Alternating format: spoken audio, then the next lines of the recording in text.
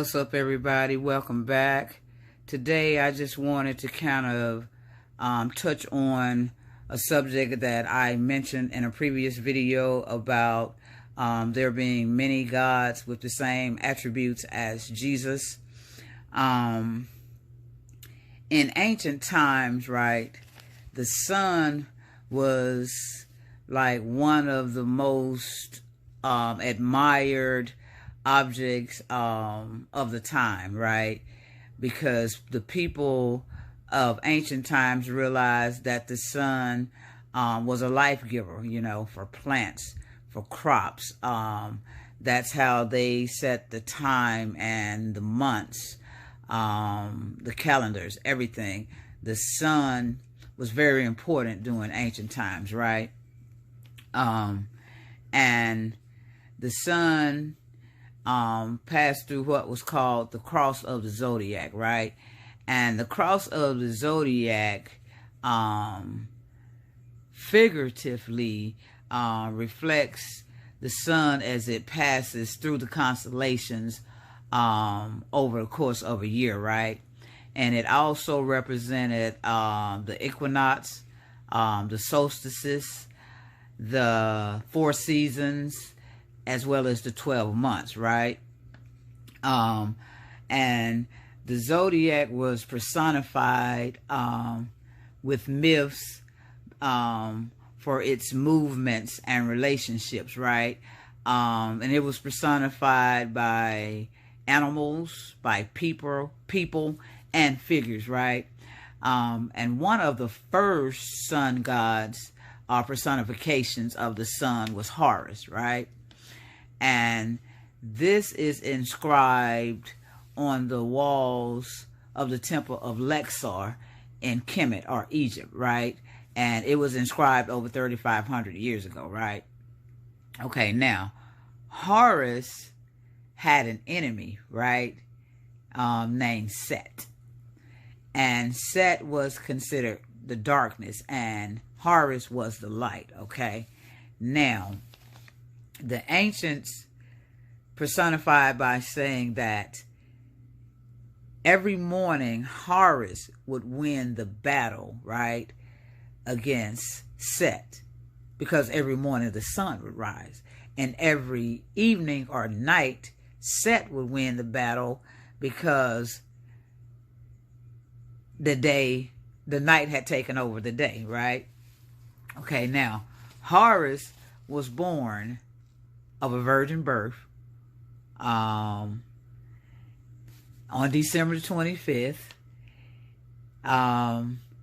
He had the star in the east with the 3 kings. He was a teacher at 12. He was baptized and began his ministry at the age of 30.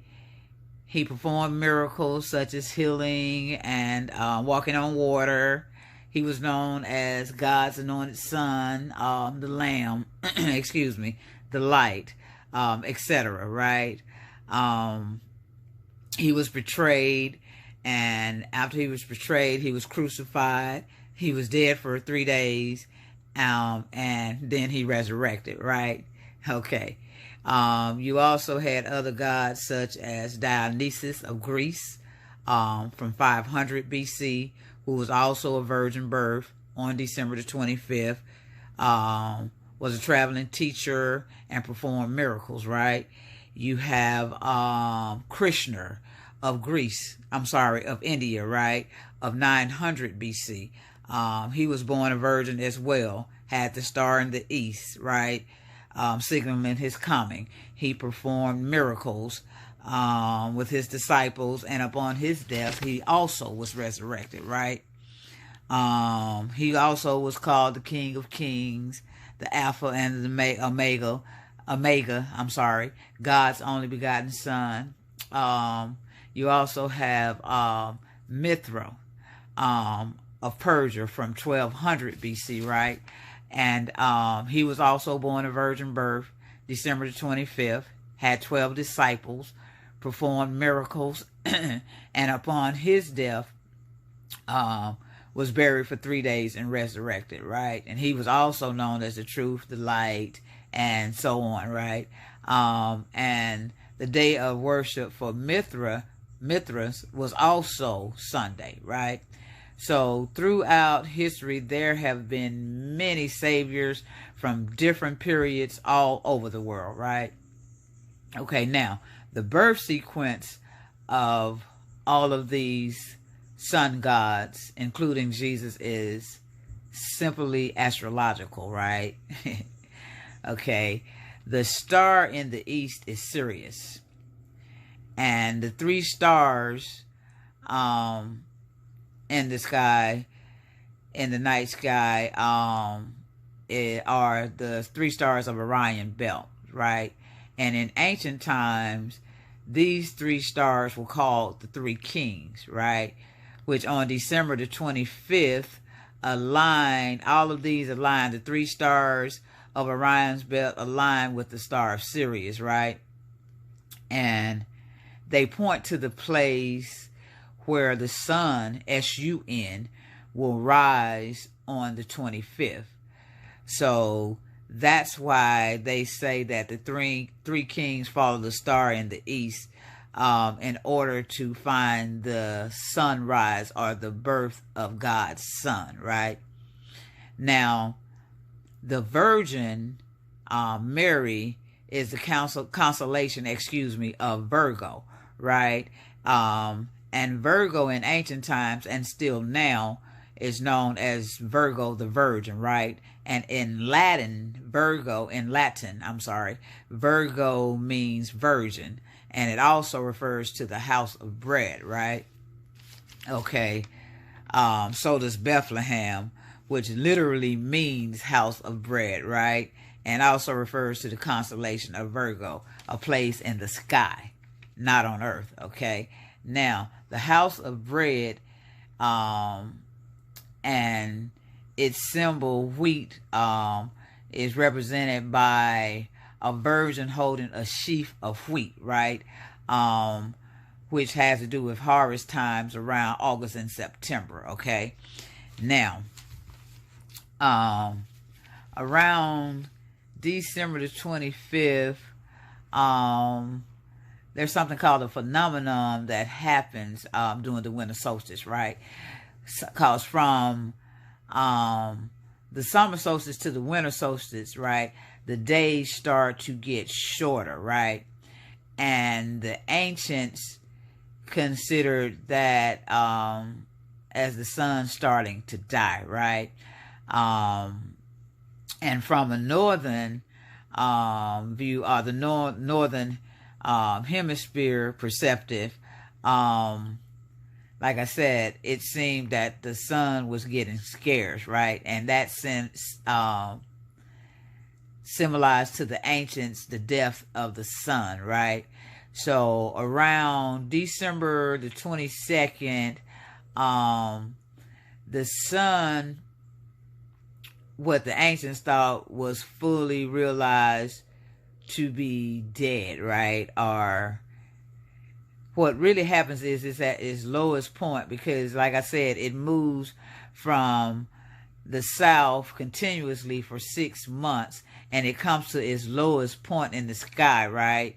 By December 22nd. So the ancients perceived that as, they thought it had stopped moving in essence. So they perceived that as the death of the sun.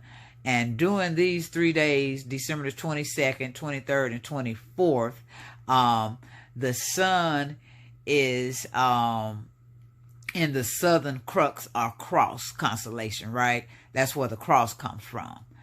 And it starts to move back to the north 1 degree on December the 25th, right? So, and to the ancients, that meant longer days were coming, warmth was coming, the spring was coming, the crops were getting ready to start back growing. And so that's why it was said that the sun died on the cross, right? The southern cross, right? The constellation, that is. And was dead for 3 days, because remember, it was on the cross, or it's the sun is at the southern crux or the southern cross constellation for those 3 days before it starts moving back 1 degree north. So that's why they said that the sun was crucified, dead for 3 days, and then resurrected, right? Which really is only just the sun's transitional period before it starts to move back northward, right, to the northern hemisphere, bringing back spring and what the ancients thought life and crops and everything, because you know that's planting season most of the time. Even still now is during the spring, right? Now the resurrection wasn't celebrated until the spring equinox, or what we call Easter, right? Okay.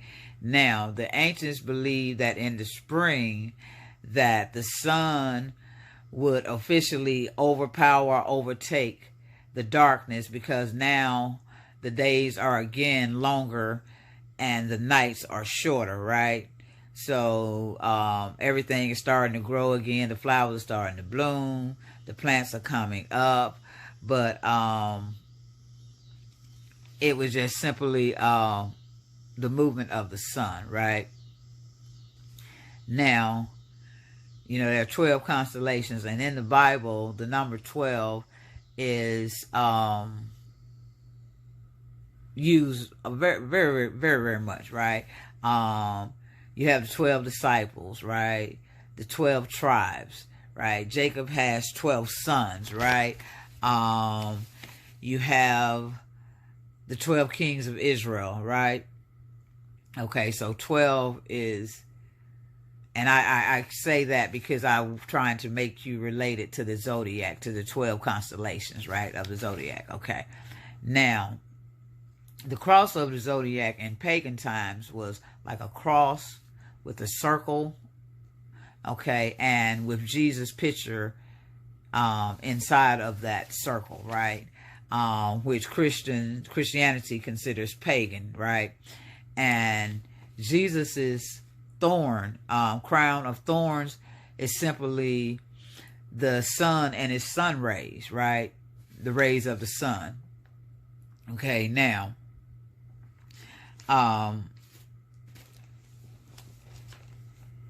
they have what is called a procession of the equinox, right? Or the coming of the ages, right? Now, the ancients and preceding cultures realized that every 2150 years that the sunrise of the equinox would occur in a different zodiac sign, right? Now, the zodiacs move counterclockwise versus clockwise. So I guess we would say they go backwards, right? So in 4300 BC to 2150 BC, we were in the age of Taurus, right? And from 2150 BC to 1 AD, we were in the age of Aries. And from 1 AD to 250 AD, we were in the age of Pisces. And we are now moving to 2150 AD through 4300 AD to the age of Aquarius, right? Okay, now, to try to relate the zodiac again, okay? In the Old Testament, right, when Moses came down from the mountain from receiving the 10 commandments or the 10 laws, he found the people worshiping the golden calf, right? And the golden calf symbolizes the constellation or the zodiac of Taurus, right? The golden calf, the bull, Taurus, the bull, right? And Moses came to do away with the worshiping of the bull, and he represented the age of Aries, right? And the ram. And that's why the Jews blew the ram's horn, and they still do, okay? Moses represented the new age, okay? Now, after Moses came Jesus, right? the Savior that was coming, the King that was coming, right? And Jesus, you've probably seen it. Jesus, the word Jesus inside the fish, right? Pisces, the two fish. Okay, and remember, Jesus fed the multitude with 2 fish and a loaf of bread, right? Okay, when Jesus began his ministry, on his way to Galilee, he met 2 men who were fishermen, right?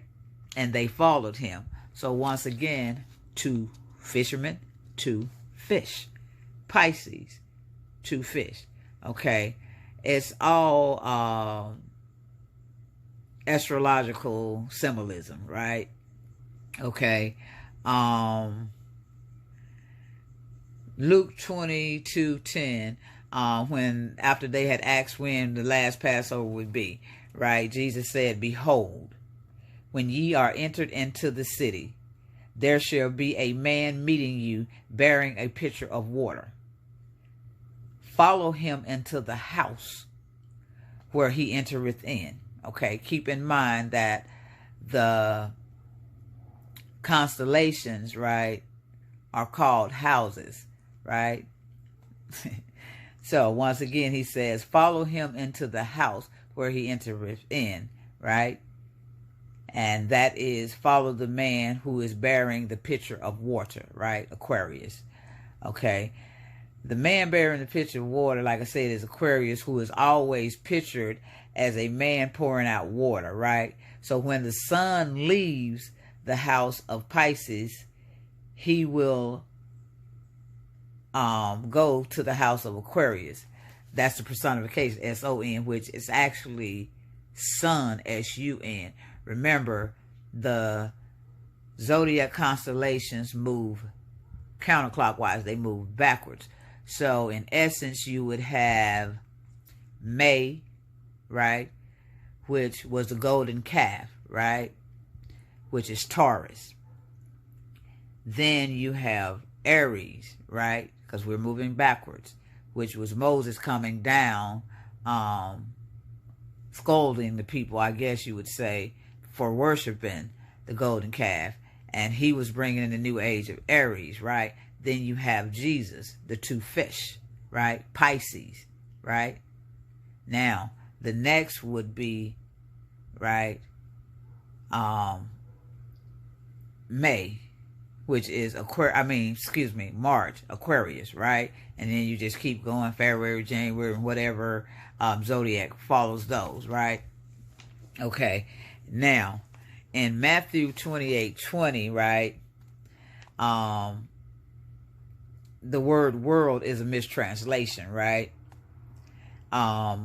World, the actual translation is eons, which actually means age. So Matthew 28:20, once again, Jesus tells them, I will be with you to the end of the age, right?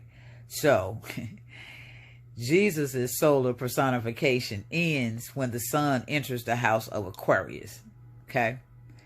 So, like I said, don't be mad at me. Please research this thing. Don't take my word. Always research stuff. Never take anyone's word. Research and find the truth within yourself. Because the truth has a way of resonating with everybody. So, look within, study. As the Bible says, show thyself approved, okay? There are many plagiarisms in the Bible. Moses' birth was taken from Sargon's birth of Asar, right?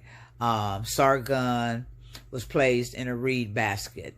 He was set adrift, right, to escape the death of the infants. And he was rescued and raised by royalty, right? Noah's Ark came from the Epic of Gilgamesh, which was written in 2600 BC, right? Preceding or predating the story of Noah's Ark, right? Moses was a lawgiver, and you have lawgivers that precede him, right? Menu of India, Menace of Crete, just to name 2, right? All of those M's, Moses, Manu, Menace, that predated Moses, right? The Ten Commandments was taken from spell 125 from the Book of the Dead, right? Mostly all Christian ideology was taken from Kemet, or Egypt, right? Which long predates Christian ideas. Okay, and once again, the virgin birth of Horus can be found on the temple walls of Luxor in Egypt, or Kemet. Okay, research, pray, ask for truth and guidance, right? I don't claim to know all, because I don't know all. There is too much knowledge in the world to know all. But I try to study and show myself approved to the Creator, right? So research these things. Check it out. Google things. Find books that tell you about ancient civilizations, right? I am simply here to ignite the fire and let it spread as it may. Stay strong, stay positive, and as always, peace, love, and joy. Thank you for watching. Have a wonderful day. Oh yeah, like, comment, and subscribe, or dislike. But either way, have a wonderful day. Thank you.